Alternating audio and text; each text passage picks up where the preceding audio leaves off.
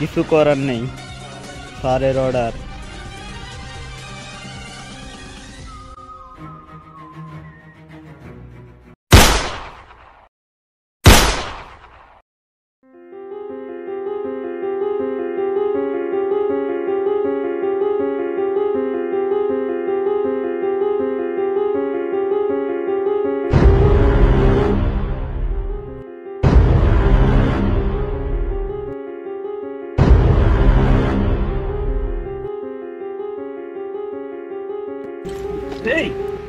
উঠেন না আপনি, উঠেন। শালার তো মরে গেছে, আমি দেখতে দিস না। ছেড়ে ফোন লাগা। ভাই ভাই আপনি জীবিত নাকি? জীবিত হলে কথা বলছি। ছেড়ে কিন্তু ফোন লাগাতে হবে।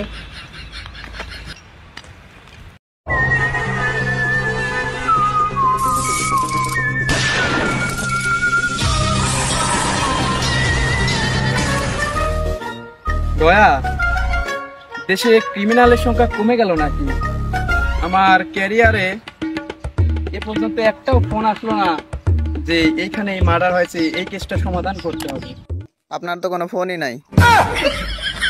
যাও বা একটা সিম আছে, তাও আমার ফোনে ভরা। আপনার বউ মাঝে মাঝে খালি ডিস্টার্ব করে, খালি বারবার খালি গাড়ি মারে।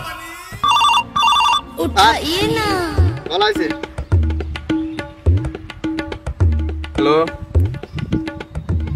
কেউ বেলা পিছন মারি, কেউ যদি মাথা করে দেয় হিট। আমি ইন্সপেক্টর অভিজিৎ। কিলকল মালে একটা রাশ পড়ে আছে, আপনারা শিগগিরই চলে আসেন।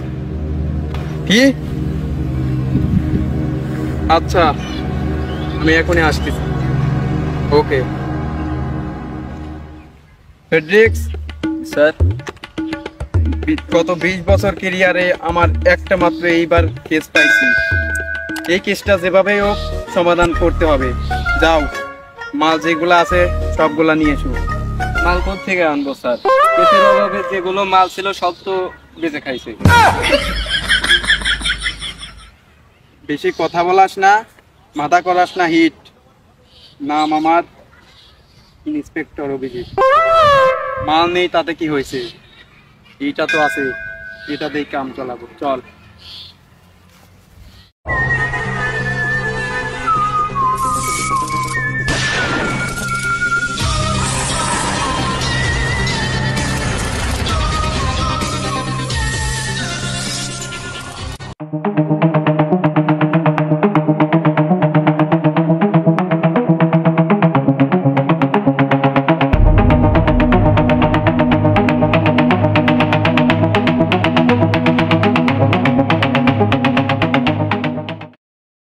এই দেখি, সরো সরো সরো সরো।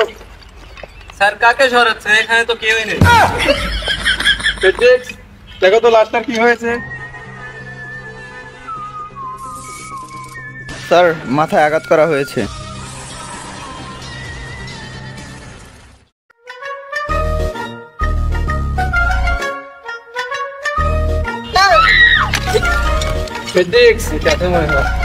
লাশকে আঘাত করো না, আঘাত করলে লাশটাও ব্যথা পায়। ঠিক আছে?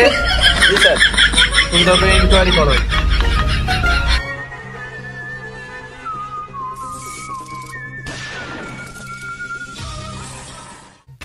স্যার ওর পিছনে তো শুধু ময়লা ছাড়া কিছুই নেই।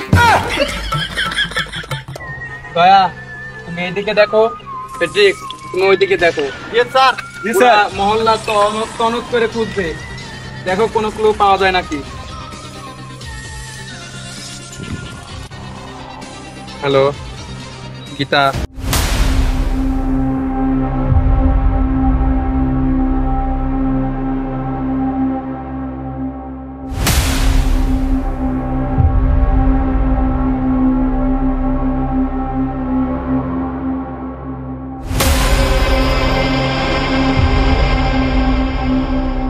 Hello sir.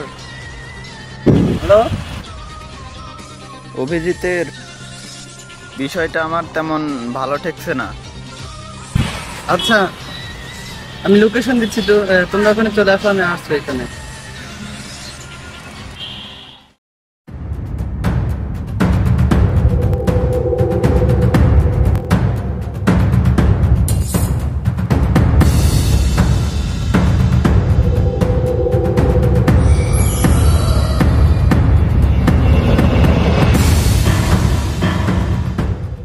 স্যার, অভিজিৎ তো গীতা না কার জানে একটা কথা বললো, ওর তো এই কেসে তেমন একটা মন নেই।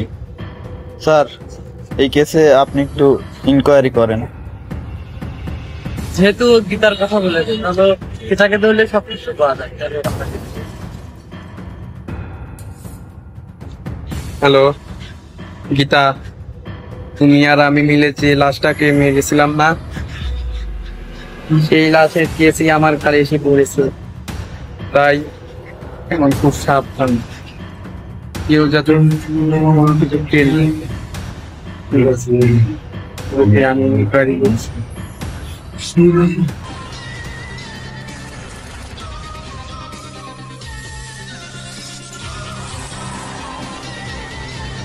আর আপনারা? আমরা ইনকোয়ারি করে জানতে পারছি তুমি আর অভিজিৎ এই কেসে ইনভলভ, তো আমি যা বলি তাই করো। এই নিয়ে চলো, তুমি এক কাজ করো, অভিজিৎকে এখনই ফোন দাও, ওকে আসতে বলো।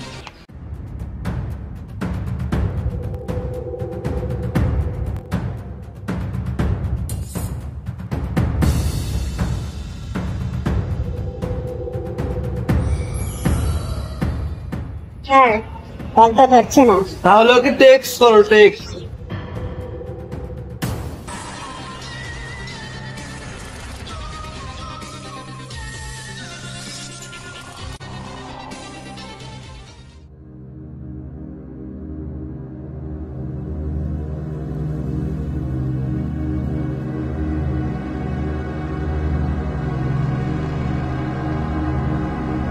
এসেছ? হ্যাঁ আসলাম, কেন রাখছো বলো।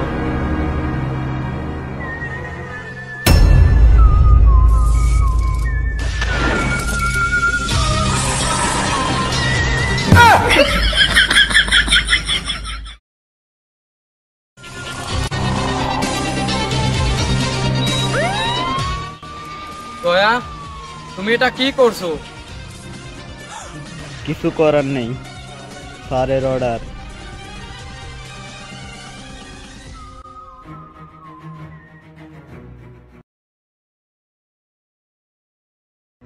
তোমার খেলা তো শেষ অভিজিৎ, সেদিন কি হয়েছিল বলো।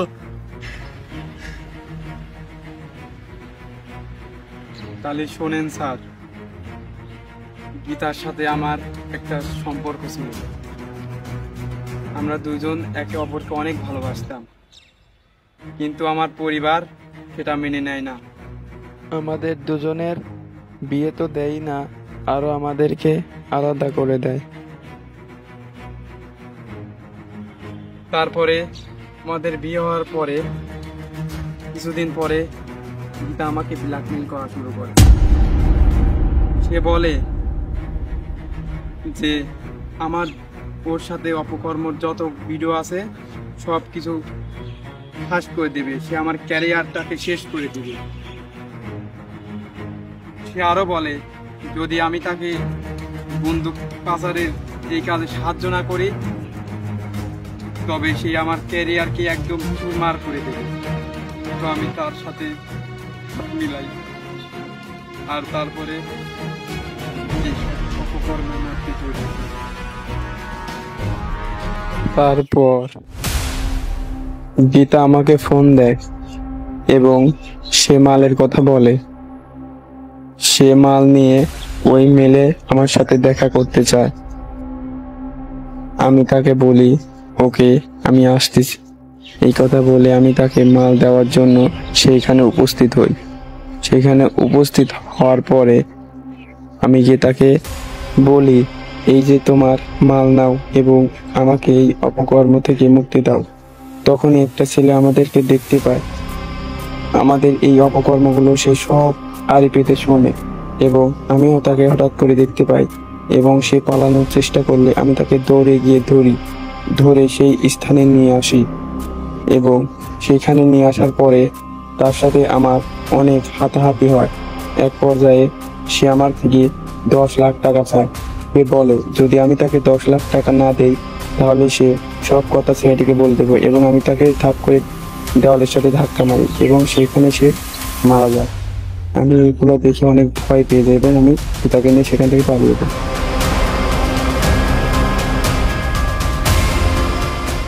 যেহেতু তুমি একজন আইনের লোক, তাই আমরা চেষ্টা করব তোমার শাস্তিটা একটু যেন লঘু করা হয়।